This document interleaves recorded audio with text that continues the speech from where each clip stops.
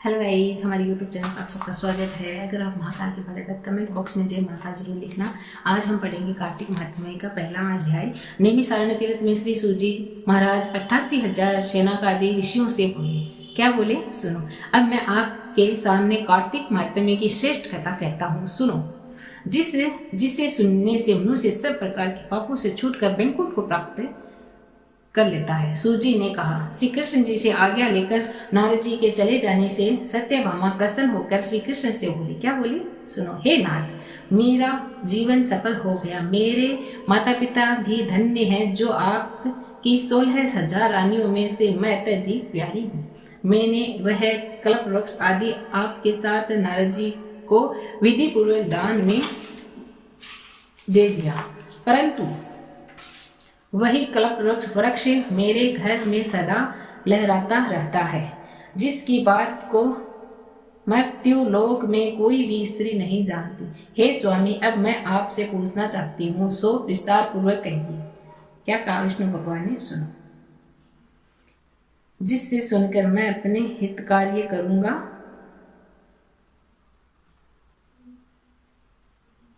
जिससे सुनकर मैं अपने हित कार्य करूंगा, जिसके करने से संकल्प पर्यंत भी आप मुझसे विमुख न हो।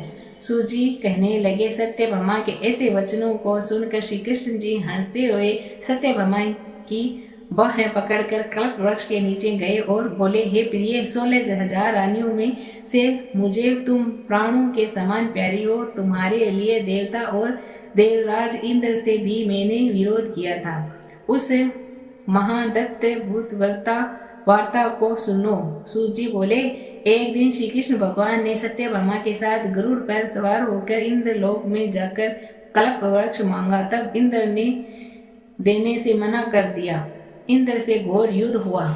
भगवान विष्णु का, हे प्रिय, जब मैं तुम्हारे हर चीज दे सकता हूँ, हर एक कार्य पूरा कर सकता हूँ तुम्हारे लिए, तो क्या तुम्हारे आश्चर्यजनक प्रश्नों का उत्तर नहीं दूंगा? यह सुनकर सत्यभामा बोली, हे प्रभु, पूर्व जन्म में मेरा कैसा स्वभाव था? किसकी पुत्री थी मैं? कौन से दान व्रत या तप नहीं किया मैंने, जिससे से मुझे क्या नहीं किया और क्या किया मैंने जिससे मुझे मृत्यु लोक में जन्म लेना पड़ा? और ऐसे कौन से शुभ कर्म किए कि यहाँ आकर आपकी अर्धांगिनी हुई मैं, और आप गरुड़ पर सवार होकर मुझे साथ में लिए इंद्र आदि देवताओं के स्थान में फिरते हो? तब भगवान बोले, हे कांते, तुम पूर्व जन्म में किसी की पुत्री थी। कौन से पुण्य और व्रतादि का शुभ कार्य तुमने किए थे, वह सब कहता हूँ, सुनो। पूर्व समय में सतयुग के अंत में मायापुरी में अक्ति गोत्र में वेदों और यज्ञों का जानने वाला दस शर्मा नाम का ब्राह्मण रहता था। वह रोज अतिथियों की सेवा, हवन और सूर्य भगवान की पूजा किया करता था। इसीलिए सूर्य भगवान की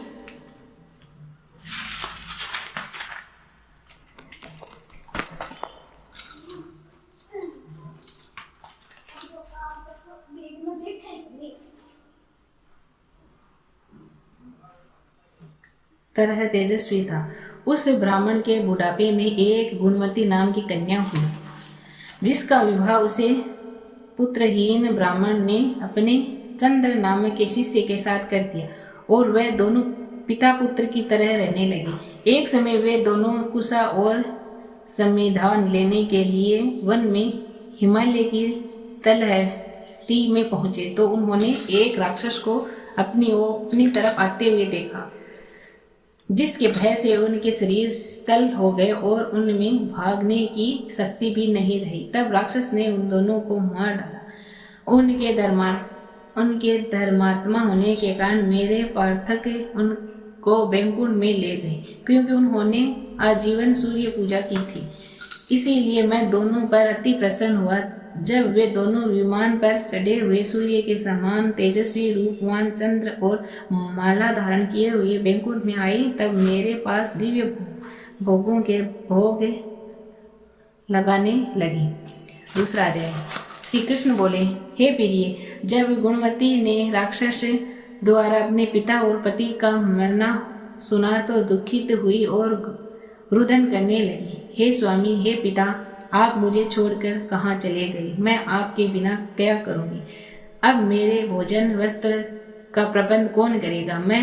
अब मैं किसकी शरण लूँ? मैं विधवा हो गई हूँ। विधवा विधाता का मेरे ऊपर कोप हुआ, मैं कैसे जीऊँ?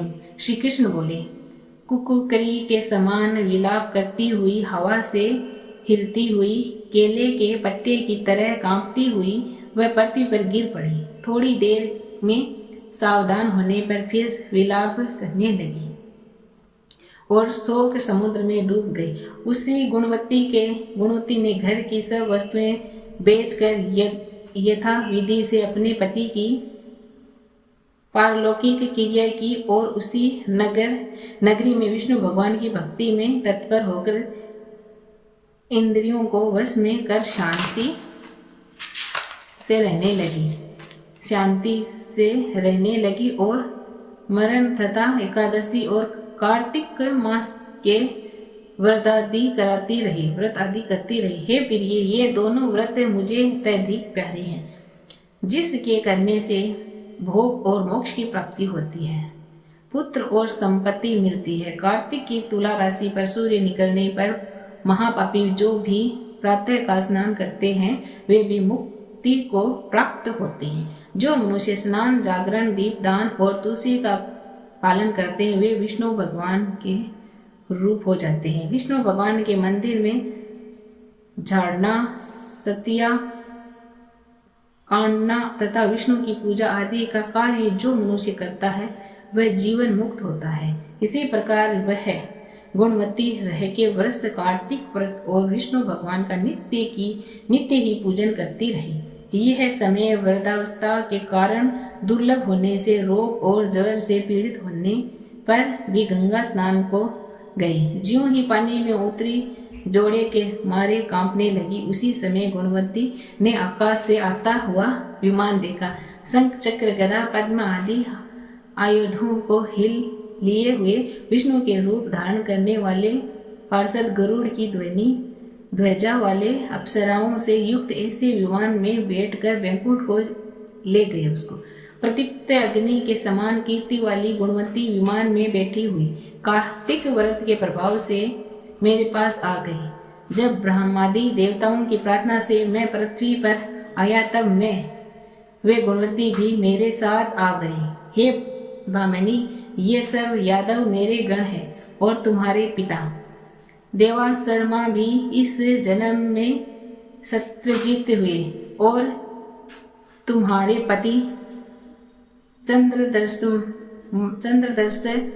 माँ इस जन्म में अक्रूर।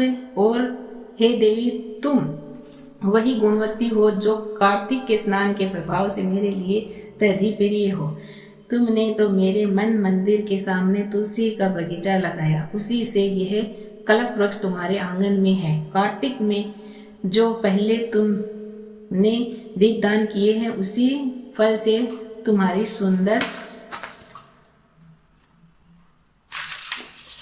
देह है और घर में लक्ष्मी देवी का निवास है। जो संपूर्ण व्रतादि पति स्वरूप भगवान को अर्पण किए थे इस पत्ते,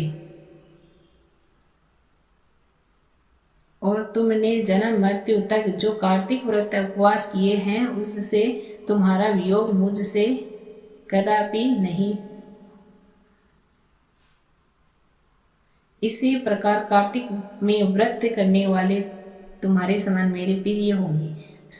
सूत जी बोले, सत्यभामा जी अपने पूर्व जन्म का सब हाल जानकर बड़ी प्रसन्न हुई।